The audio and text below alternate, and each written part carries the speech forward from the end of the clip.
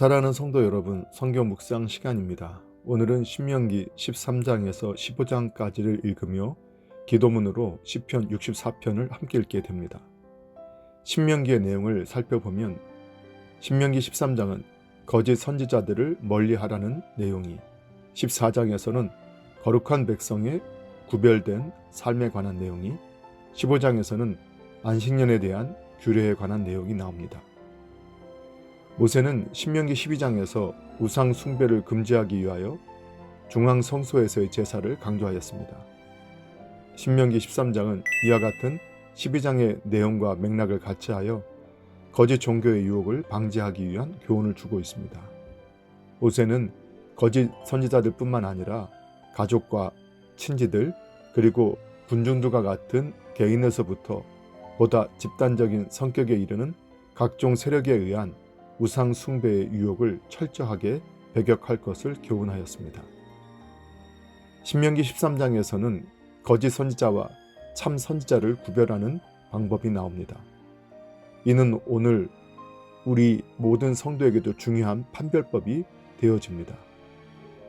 함께 살펴보면 선지자들이 말한 예언의 성취와 그 진위성 여부에 따라서 참 선지자와 거짓 선지자를 구별할 수 있습니다.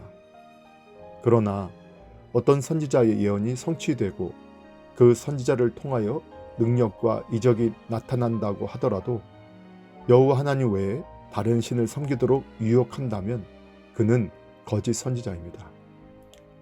이처럼 참 신앙인은 그의 신앙의 열매를 통해서 알 수 있습니다.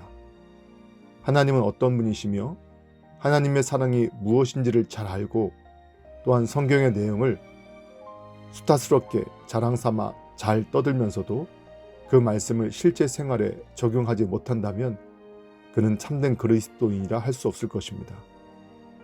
오직 참 선지자는 하나님의 말씀 성취를 위해 생명을 아끼지 않는 사람들입니다.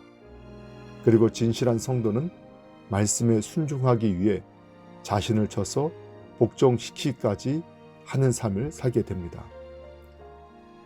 신명기 14장에서는 모세는 이스라엘 백성들이 거룩한 하나님의 자녀로서 일상생활에서도 성별된 삶을 살아야 할 것을 교훈하고 있습니다. 이를 위하여 14장에서는 죽은 자를 위한 호상행위나 식생활에 있어서조차도 이방인들의 관습과 풍습을 쫓는 것을 엄격히 금하고 있습니다. 그리고 14장의 후반부에서는 다시금 11조에 관한 규례를 언급하고 있습니다. 신명기 14장 1절과 2절을 통해서 성도가 구별된 삶을 살아야 하는 이유를 발견할 수 있게 됩니다. 이는 성도는 하나님의 자녀이고 하나님의 백성이기 때문입니다. 신명기 15장에는 안식년의 규례와 매 안식년에 행할 의무가 언급되어 있습니다.